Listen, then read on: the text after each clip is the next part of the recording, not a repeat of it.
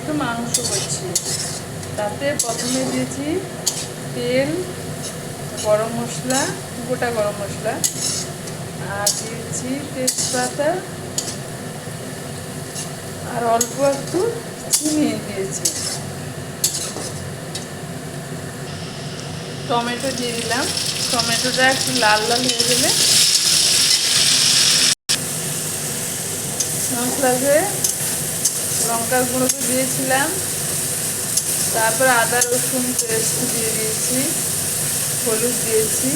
এবার ভালো করে কষে নিয়েছি। এখানে ভাত হচ্ছে, ভেজে রেখেছি, আলু ভেজে রেখেছি। এবার মশলা কষা হয়ে গেছে, এবার দিয়ে দিচ্ছি এই যে মাংস দিয়ে দিলাম। ভালো করে কষে নিতে হবে।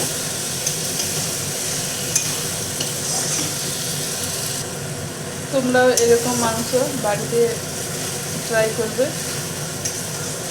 দিলে খুব ভালো হবে। আস্তে আস্তে গ্যাসে স্টিমটা আস্তে করে দিতে হবে, লো স্টিমে করবে।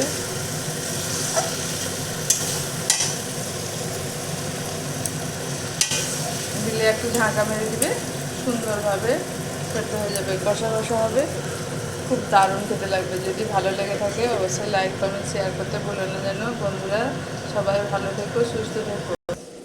এবার একটু নেড়ে দিব,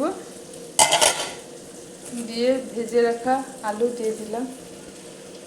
যেহেতু কষা কষা হবে তাই জন্য সব দিয়ে দিচ্ছি, একসঙ্গে সব সেদ্ধ হয়ে যাবে। কাঁচা লঙ্কা চেরাও দিয়ে দিলাম। দিয়ে ভালো লাগলে অবশ্যই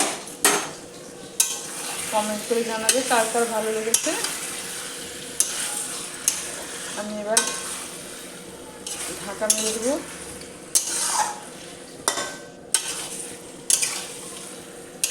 লবণ, হলুদ, লঙ্কার গুঁড়ো, গরম মশলা গুঁড়ো সব মাংসতে মাখানো ছিল, তাই অল্প হালকা করে দিয়েছি। এবার ঢাকা মেরে দিলাম, এতে আস্তে আস্তে করে হয়ে যাবে। যদি ভালো লেগে থাকে অবশ্যই তোমরা বাড়িতে ট্রাই করবে। এবার তাহলে রাখছি।